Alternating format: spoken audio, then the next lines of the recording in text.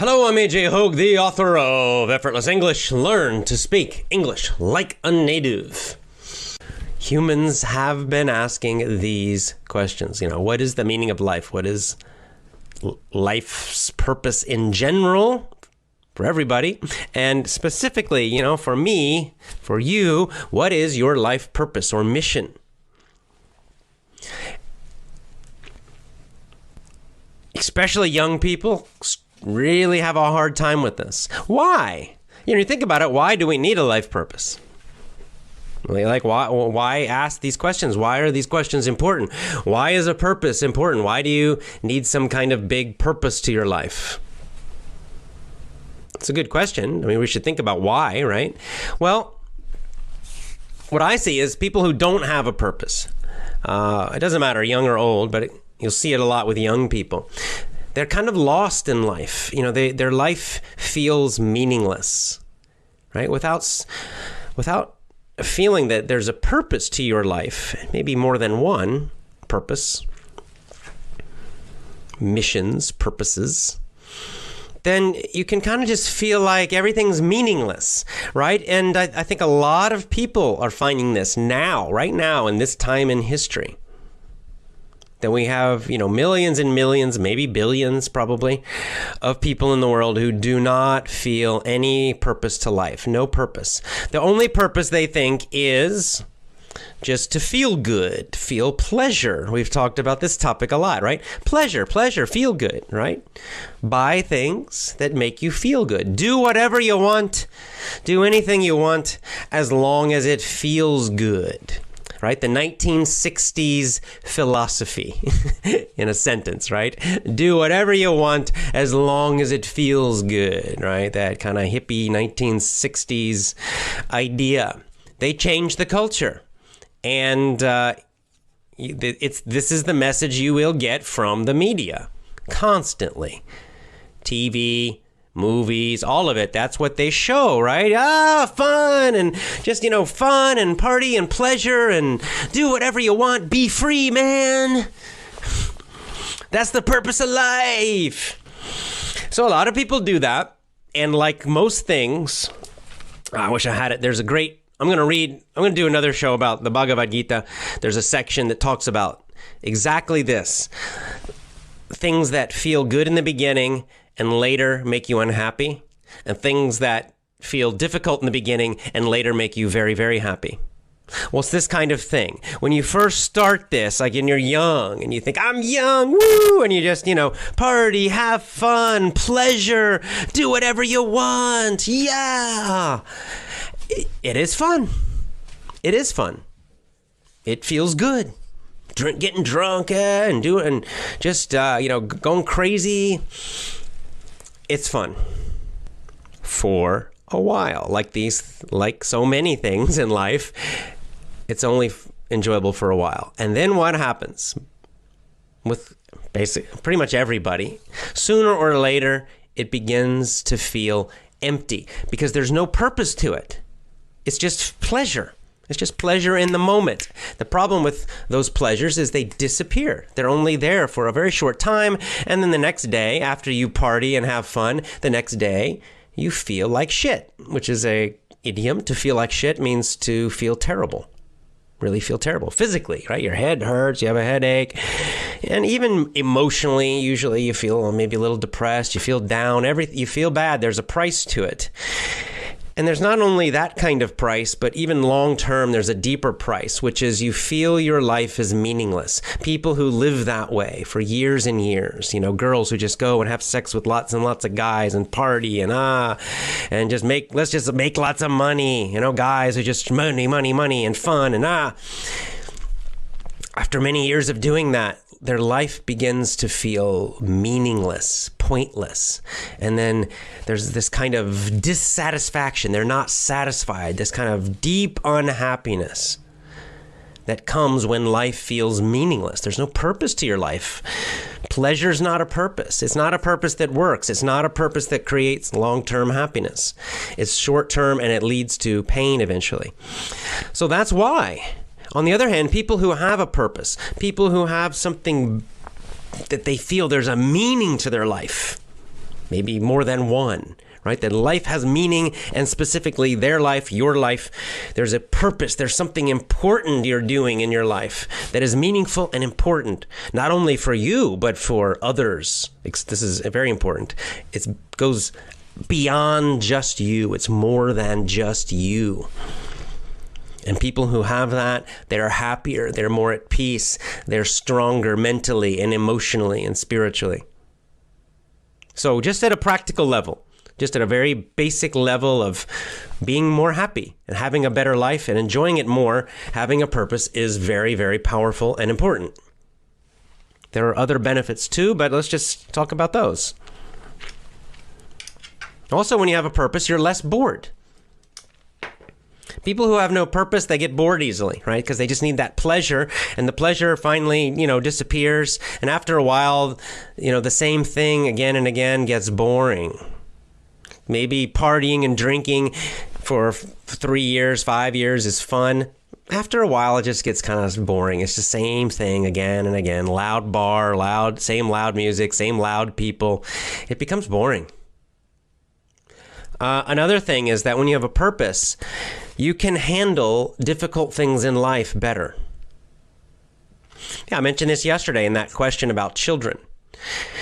If you have no purpose, then when bad things happen, when your life is difficult, something hard, difficult happens to you, it's very difficult to deal with it. It's like, it's very tough because you feel like you're suffering for no reason. But when you have a purpose, then your suffering has a meaning. Your pain, your difficulty, your problems have a bigger purpose, a bigger meaning. You can deal with them better. You can handle them better. You can get through them better because there's something more important. I'll give you a simple example of this. Very, very basic example of this. Let's say tomorrow I come to your house.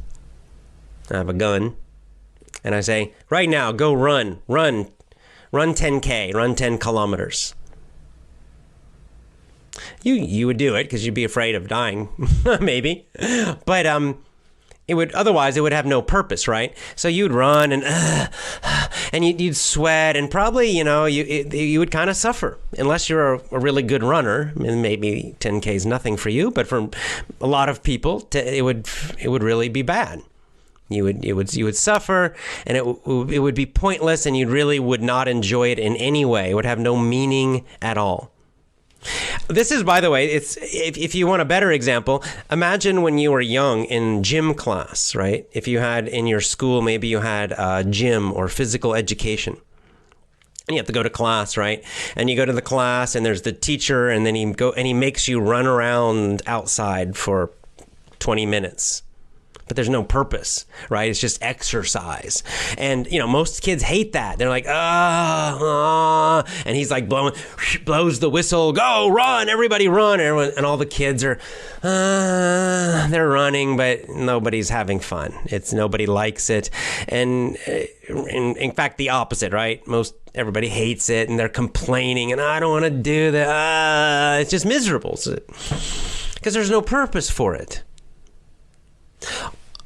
On the other hand, imagine the same situation. Tomorrow you run 10K, 10 kilometers. However, you are training, you are preparing to do the Camino de Santiago. You're going to walk, you're going to do a pilgrimage, right? You're going to walk from from France to Santiago, Spain, 30 days walking. It's a pilgrimage. In fact, imagine you are a Catholic. So even more than just anyone, you are a Catholic. And so this pilgrimage, the Camino de Santiago, has a deep religious meaning for you also. So now tomorrow, when you run 10K, you are preparing, you are training for something that has a big, deep meaning for you, doing the Camino de Santiago. Will you feel different tomorrow when you run? You will, because it has a purpose. It might still be difficult. It might still be hot. You might still sweat a lot. You might still be tired. But all those difficult things now have meaning and purpose, and you might even enjoy them. When you you are feeling that pain and difficulty for a reason, a good reason, a powerful reason, it's actually possible to enjoy them. I'm talking from experience. I mean, I did the Camino. I'm not Catholic, but I did the Camino, and it was meaningful for me. And I trained for it, and I remember in San Francisco, I ran for 6 hours, getting ready for the Camino. And I was really tired, and I was sweating, and all kinds of physical problems, hurting. But in a strange way, I enjoyed it too, because it's a good memory for me. Because it was difficult and it had purpose, it had a meaning. Many times in life, things that are very, very difficult, that have meaning, we think of them as great things that we did, as great memories. But if you do the same exact thing, but there's no purpose, then it's a bad memory. All right, so how do you find purpose? I think you understand now why it's important. A lot of people, when they're thinking about this, young people who ask me about how do I find my purpose, AJ? I don't know, what do I do with my life? And usually they're focusing first on jobs, on a career or a job, and they think that work is where they will find their purpose, career or a job. Some people will focus on school, who maybe they're more academic, and they're focused, what should I study? What should I study in school? And that's where I'll find my purpose in life. And if some people, maybe it's some political cause or something, charity or something like that. But those are all mistakes, in my opinion. Those are mistakes. Those can be part of your life purpose, but it takes time. For those kind of things, it takes time, it takes experience. You have to try a lot of things. You have to have life experiences, and then you will kind of then find things. Part of my life purpose is teaching English to you and helping people around the world communicate with each other. It's definitely part of my life purpose. But it took me, 15 years to realize that. So it wasn't right. So it took me a long time. And before that, it was not part of my purpose. I didn't realize it. So those things take time. But there are 3 things I believe that really for everybody, for every single person, you can have a purpose that's very important and deep and powerful right now for your whole life. And this is true for everyone in the world. So I say, start with these 3 that I'm going to talk about now. And then later you'll find those kind of more social things, the things that are more connected to society. Okay, so the 3 are God, Dharma, and family. And I'm choosing these carefully for a reason, because traditionally, these are the 3.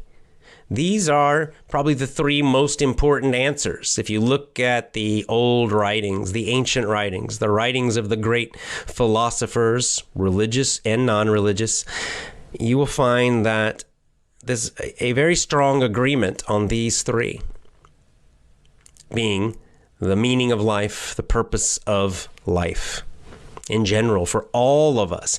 And we should start there. What is true? What is universal for all? And then, of course, you add to that, the work you do or other things in life. But the good thing is you can have these 3 at any age, any situation. You can have God, Dharma, and family. Or instead of Dharma, the English word is, Dharma is now an English word. We use it. We borrowed it. Like English steals a lot of words from other languages. So Dharma is an English word. You can use it. Maybe natural law is the other, is the more English word to say the same idea. So let's talk about all 3, why they are important, and how they are part of your purpose in life. Okay, God, the first one. The first one, some people say, I don't believe in God. I don't know about God. I'm not talking about any specific religion. I'm not trying to tell you must be a Christian or a Buddhist or whatever. I'm not saying that.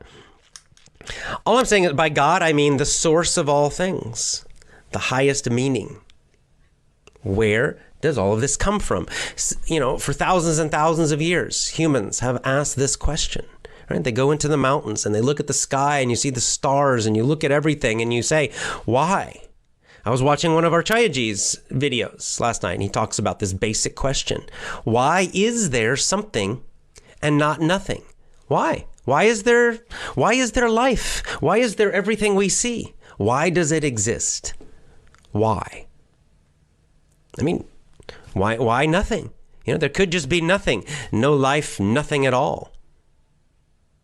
But there's not. There's all of this. Why? And then the next question, I'm not going to tell you the answer, but the next question is, where does it all come from? Ultimately, finally, what is the source of all of it?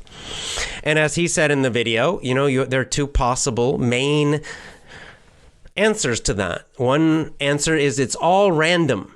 It's just chance. This is what a lot of the fake scientists will say. Fake scientists, kind of like fake news.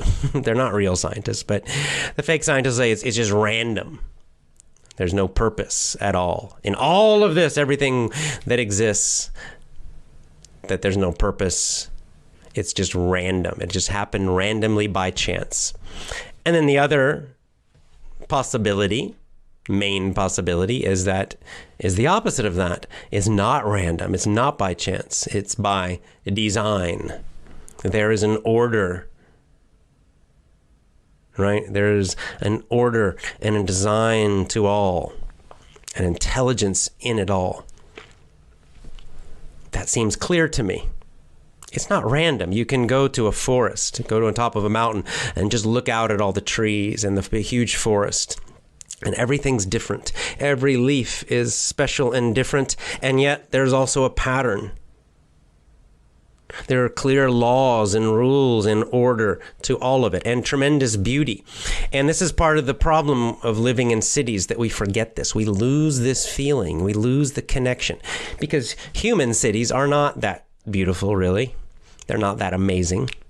But when you get out in nature and you really look, you will be amazed. It's amazing.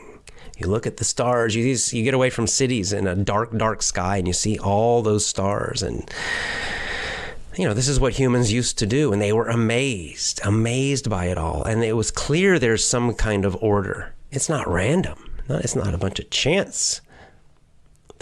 We can see this. We can see it and feel it. It's super obvious. There are patterns. And there's just the basic physical laws of physics and chemistry and things. And then there are psychological laws. And then there's order to all. And then the next question, you're like, well, where does it all come from? And of course, you just have to go back in your mind. It's a thought experiment. Again, I'm not going to just give you answers. Just do it yourself. Think. The fake scientists say it all came. Fake scientists, you can kind of know they're fake because on one hand, there's one rule of science is that matter cannot be created or destroyed. It's a basic. I learned it in physics class. Matter, meaning, things, cannot be created or destroyed. To be more specific, it's really matter and matter energy. Thanks to Einstein and his formula. So matter and energy, if you combine them together, they cannot be created and cannot be destroyed, only changed, right? So this thing can never be totally destroyed. You can burn it and it becomes smoke. You change it into something else. It melts, it becomes liquid. You can, if you put it in a fusion reactor or something, you could maybe change it into energy. And which would create a massive fusion explosion. But it's still just changing into something else. You can never completely get rid of it. And also, you cannot just from nothing create something. This is what scientists say. This is what physics says. It's a law of physics. And then you ask the physicist and the astronomer and the astrophysicist, where does everything come from? Everything we see, everything we know, the whole universe, where does it come from? And they'll say, the Big Bang. And then you'll say, well, what does that mean? And they'll say, where did the Big Bang come from? And they say it comes from nothing. And you say, well, how? Why? How did everything come from nothing at all? That goes against physics. And they don't know. And they'll just, they have a bunch of bullshit answers. But basically, nonsense. Why would everything suddenly, for no reason at all, come from nothing, randomly? It doesn't really make sense, but anyway, think about it. The point is, I'm not trying to give you any answers. I'm just saying, think about it yourself. These are important questions. Humans have asked these questions for thousands and thousands, millions, maybe hundreds of thousands. I guess not millions, hundreds of thousands of years. So it's part of being human to ask these questions and to think about them yourself. Don't just accept answers from other people. Think about these things and not just quickly, oh yeah, whatever, and just accept some answer. Think deeply. That's when I say the purpose is God. I mean, you're seeking the highest truth. You're looking for the highest truth. So even if you are agnostic and you just say, I don't know if there's a God, I don't know, it doesn't matter. Think about these questions. Ask these questions. I mean, these are big questions. It's not something you can figure out in one day. It's not something you can figure out in 1 year. It takes a lot of time to think about this, maybe to read a lot of books about this topic, these topics. So, but I think that's one purpose of life, though, is to look for the highest truth, the source of the highest truth. I mean, this is what Alan Watts had a nice, I can't remember his exact quote, but basically he said, someone asked him this question, what is the meaning of life? And his answer, I remember the quote now. Someone said, Alan Watts, what is the meaning of life?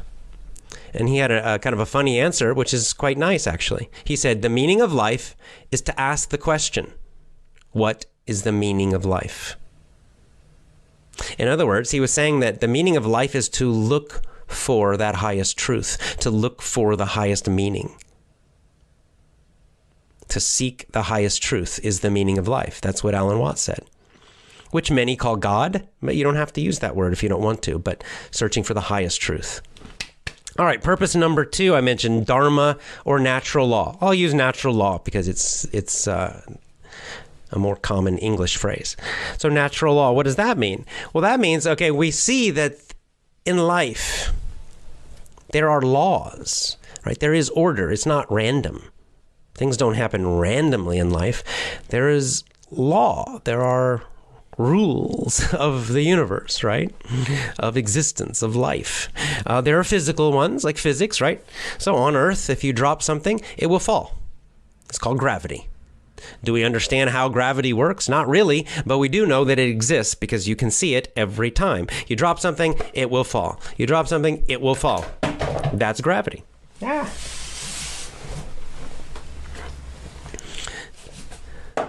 There are psychological laws, right? Laws of thinking. There are. It's not random. When you think in some ways, right, these laws, we can call it dharma, natural law, but some ways of thinking, some patterns, some habits of thinking will lead to more happiness and more success and more strength. Other ways of thinking will lead to unhappiness and failure and weakness. And it's predictable, right? It's a pattern, and it's true for everybody. That's part of dharma or natural law, psychological laws. There are social laws. There are certain ways of communicating with people that will create generally better relationships, better communication. Persuasion is part of this. Persuasion. There are definitely laws, natural laws of persuasion. There are certain ways of talking and communicating that are more persuasive. There are other ways of communicating and talking that are less persuasive. It's not random. There are laws. There are rules. Physical, biophysical, right? Meaning your body, right? There are certain ways of moving, exercise, and eating that create more health and more energy and longer life. There are other ways of eating and moving, or not moving, being lazy, that create less energy, less health, weakness. Again, these are not random. There are laws that are true for everybody. And finally, there are spiritual laws. There are spiritual laws. There are certain ways of praying, of meditating that will lead to greater happiness for you and all around you, greater truth, greater connection to that highest truth. And there are other ways of acting and thinking and being that will lead to evil, that will lead to pain and suffering for others and yourself. Again, they're laws. This is what natural law means. It means there are all these kinds of laws in the universe. You can't see them, but they're there. Just like you can't see gravity, but you see the effect of gravity. That's how we know. How do we know there's gravity? Can we see something pulling this? We cannot see anything pulling it to the ground, but we know something is. There's some force, something we call it gravity. Well, it's the same thing. Psychological laws, biological laws, spiritual laws. We can't see them, but they're there. We can see the effects. So what does this mean to have Dharma as your purpose, to have natural law as a life purpose? It means your life purpose, one of your life purposes, is to figure out these laws. This is such good news in life, because it means that when you want some kind of life, you want a happy life, a strong life, a good life, well, there are ways to do that. You're not lost. You just have to find the natural law and follow it, and it will lead you to happiness. It will lead you to strength. It will lead you to all these things that you want, the good life, a really good life.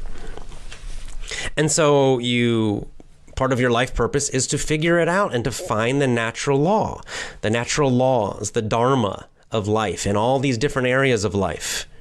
Because they're not going to teach it to you in school. You don't learn it in school, and often you don't learn it from parents. You don't learn all of it from parents.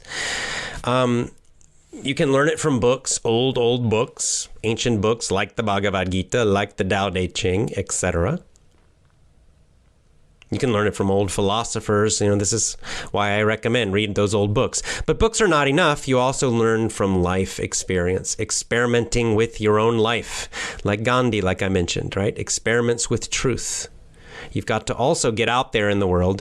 And in this way, by reading from the wise old books and learning from the great minds, and also testing in your own life and lots of life experience, you begin to find these laws of life, the natural law. Then you just need to follow it. You just need the discipline to follow it, and you will create that long-term peace and happiness in your life that you want, the meaning that you want. So that's what it means to have Dharma as a purpose in life. And finally, family, and this is the most practical one, I guess. Family. We can have lots of social purposes. I want to make my society better, and I want to solve homelessness, and these kind of social issues they're okay, I guess, if you got to be careful with them. But so often we just forget about the most important one, which is family. Again, we can all have this purpose, family. As I mentioned yesterday when I was talking about babies, there was kind of the funny comment in the audio podcast yesterday. We got a quite funny comment from someone on Gab to me. And he was talking about all the bad things about babies. For example, they pee, they poop, and the poop smells bad. You have to clean their butt, right? Clean their ass is what he said. You have to clean their butt, change their diapers all the time. They cry a lot. They vomit, right? We say throw up. Bleh. They vomit or throw up on you, on your clothes, on your floor, everywhere. They cry. You don't get much sleep. So he was naming all these, all the bad points of having a baby. And as I said yesterday,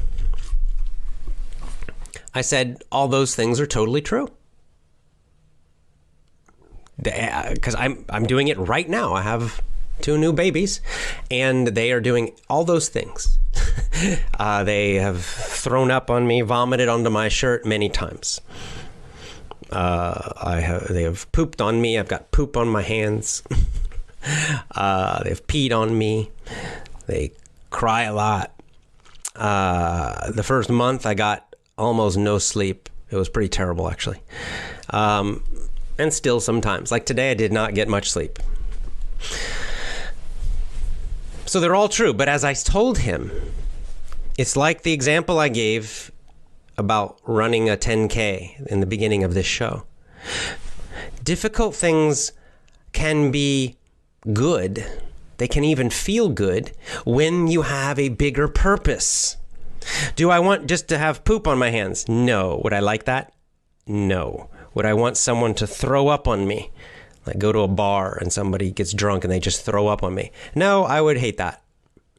But that's not the situation, because with these babies, I have a super important purpose. They are my children. I'm raising them. I must protect them. They need me for everything. And I love them. They're so cute. They're so sweet. I love them so much. So I don't care if they throw up on me. I don't care if they poop on me. It's just poop. So what? It's nothing. The bad part is this much and the great part is gigantic, huge. This is the power of purpose. And having children gives you instant purpose because they need you for everything. You instantly, as a father or a mother, you have a big, super important life purpose for the rest of your life. Instantly. The first day they are born. Now they need you for everything. I mean, literally in everything, because they will die without you. They need you for food. They need you for everything. And of course, later they get older and more independent, but you're always there. You're always their teacher. You're always their coach. You're always their protector. Always, always, always for your entire life. Powerful purpose. That's why one reason that family is so important. And when I say family, of course, as a child, helping your own parents is part of that. Some people say, "Oh, I have a bad relationship. My parents are not good." But that's okay, because you can be a better parent. You can when you have children. But when you get married and you have children, you have a life purpose. It doesn't matter, even if you never have a purpose for your job. Even if never, ever, you just hate your job for all of life. But still, now your work has a reason. Now your work has a purpose, which is to take care of your family and your children. Am I saying this is the only purpose in life? No, but it's very, very, very powerful. And anyone can do it. Part of your purpose, too, is to teach your children Dharma. Teach them natural law. Teach them all those things that school will not teach them. Teach them about money. Teach them about dating and love and marriage. All the things that they need that nobody teaches now. Schools certainly will not teach, and they'll get nothing but lies from their friends and from media. So this gives you a huge purpose. And what is purpose, right? The reason this is so powerful is purpose means that it's bigger than you. Just you is not a purpose, right? That's why pleasure is empty, finally. That's why people who only try to just feel pleasure, just selfishly, just me, feel good, 1960s, woo, just pleasure. I just want to feel good, sex, drugs, and rock and roll. It's an empty, unhappy life, finally. It's it feels good for a short time. It does. That's why they do it. But it is finally empty, because anything that is just you, it makes you feel small and alone and meaningless. Purpose means it has to be more than just you. That is part of the meaning of purpose. It's something that you are living for, bigger than just you. Family is the first one. And then you can find other things in life too. But purpose, just remember, purpose has to be beyond you, more than you. That's why children are so powerful, because when you get children, now you have something more important to you than yourself. They're more important to you than you are. And it seems strange, but that will make you much, much happier. Like so much happier. Just focusing on yourself all the time, it does not create happiness, actually. It just doesn't. We think it might. The media tells us that's how we should be happy. Just think of yourself all the time. Me. Analyze yourself constantly. But actually, it's the opposite. When you find something that is more important to you than just yourself, you instantly will feel this feeling of purpose. You instantly will feel happier. Promise you, you will. Anyone who knows this, you can write it in the comments, because anyone who finds this, they know it's true. A lot of purpose is just going beyond yourself, getting out of just you. That's why that me thing is so dangerous.